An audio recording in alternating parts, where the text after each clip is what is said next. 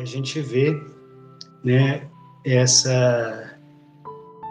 mundo nosso, né, essa sociedade nossa, sociedade como um todo, né, tão manchada, tão ferida, tão escravizada pelo pecado. E às vezes a gente, né, pensa, como você bem disse no início da sua fala, que nós vamos resolver isso através de ferramentas, digamos assim, humanas, né, com ferramentas materiais. E o grande, né, apóstolo, o apóstolo dos gentios, São Paulo, lá na carta aos Efésios, capítulo 6, ele vai nos dizer que a nossa luta não é contra homens de carne e sangue. E aí ele vai falar que a nossa luta é espiritual, né, contra as potestades, os principados, os dominadores deste mundo.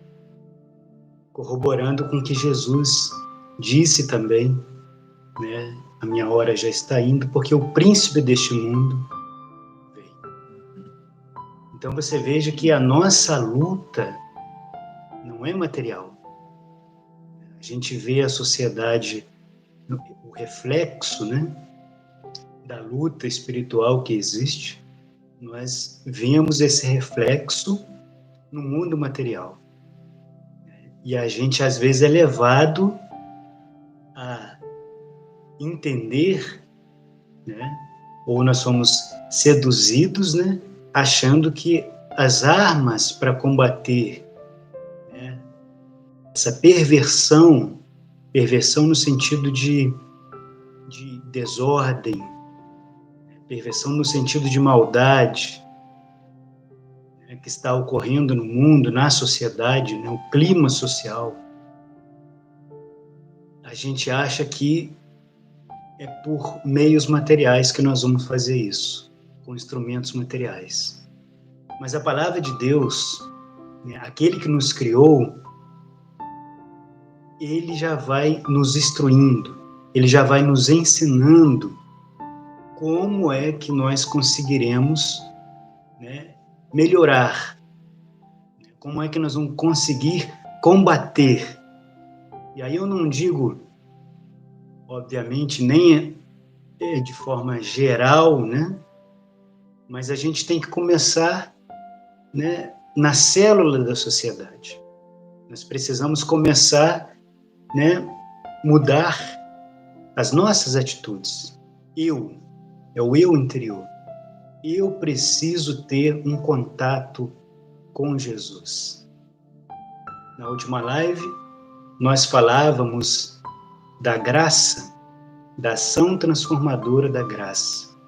É preciso que a gente abra os nossos corações para que a graça, né, possa transbordar em nós. Transbordar. E aí, né, esse tema da vida interior, né, como que a gente faz, como que a gente prepara esse terreno para que a semente da graça, a palavra de Deus, possa cair nesse terreno e produzir frutos. Produzir frutos. Lembrando sempre de que a nossa luta não é contra a carne. A nossa luta é contra as potestades, os espíritos do mal espalhados pelos ares. Então, né, voltando aqui, gostaria até de, com isso que o meu irmão falou, né, eu gostaria de pegar um ponto do catecismo da Igreja Católica para a gente ver, ele já vai nessa linha. O que a gente precisa fazer para que a gente, né, tenha uma melhora desse terreno que a palavra é semeada, desse terreno, né? Como que a gente vai melhorar esse meio ambiente ao qual nós, humanidade, vivemos.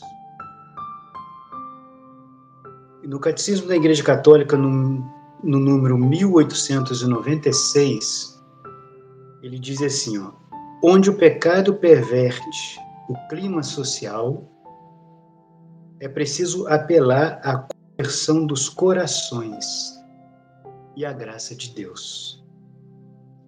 Então, gente, quando a gente vê essas atrocidades, né? Essas maldades, esse caos que está na nossa sociedade aí fora, a gente precisa apelar para a graça de Deus. Apelar para que a graça converta os nossos corações. E a graça só vai agir, né, se a gente tiver um contato especial, se a gente tiver uma abertura com essa graça. Abrir o nosso coração, aderir à graça de Deus. E para fechar essa minha fala, para a gente seguir, é importante que aquilo que o meu irmão começou a dizer, falando que Jesus não veio tomar o poder, Jesus não era um revolucionário no sentido, né, de material, né, no sentido de tomar o poder. É interessante observar que o clima social ele é pervertido pelo pecado, mas a mudança do clima social, nós precisamos contribuir para essa melhora do clima social em vista de um bem maior. Porque o clima social, a sociedade, né, o meio ao qual nós vivemos, é o meio em que, bem ou mal, né, vamos dizer assim, de um certo modo, ele interfere na vida do homem. Ele interfere no coração do homem. Ele interfere na nossa vida interior, na vida espiritual. Porque o meio em que nós vivemos, Deus, quando criou o mundo, ele criou de uma tal forma que o homem pudesse experimentar, que o homem pudesse, digamos assim, fazer, né, uma experiência de vida ordenada. Então, o meio, ele também age em benefício do coração do homem. Há uma ordem natural. Há uma ordem natural. E quando o meio é pervertido, ele prejudica, né, a nossa natureza humana. De forma com que nós, seres humanos, acabamos sendo não seres humanos, digamos assim. Ele interfere tanto do nosso meio que a gente vai perdendo a nossa humanidade. Nós vamos deixando de ser seres humanos para ser talvez animais. A gente começa a não agir mais com a razão, a gente começa a não agir mais com a graça de Deus. Porque o meio em que vivemos, né, ele, de certo modo, transforma o homem num animal. Então, por isso, quando o catecismo fala do clima, né, que o pecado perverte o clima social, aqui nós não estamos querendo que a sociedade, né, o objetivo, o fim disso daqui, não é um céu aqui na Terra. Não é um céu aqui na Terra. O fim disso daqui é o quê? Preparar esse terreno para que nós, seres humanos, sejamos seres humanos. Para que nós, seres humanos, né, possamos viver a nossa vida como seres humanos. Hoje em dia é uma desconstrução do homem. E essa desconstrução do homem, que eu digo desconstrução, é desconstrução do homem e da humanidade, né? Homem e mulher. Existe uma desconstrução do ser humano. O ser humano mais está perdendo a sua essência. E ele perde muito por conta do clima social. Muito por conta do meio em que ele vive.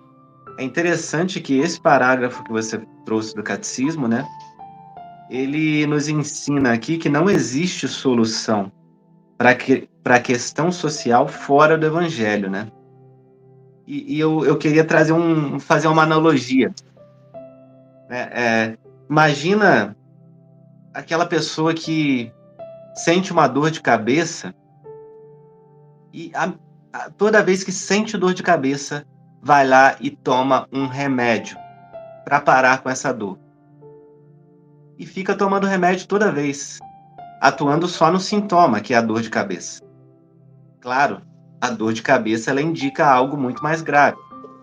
Não é só uma dor de cabeça, né?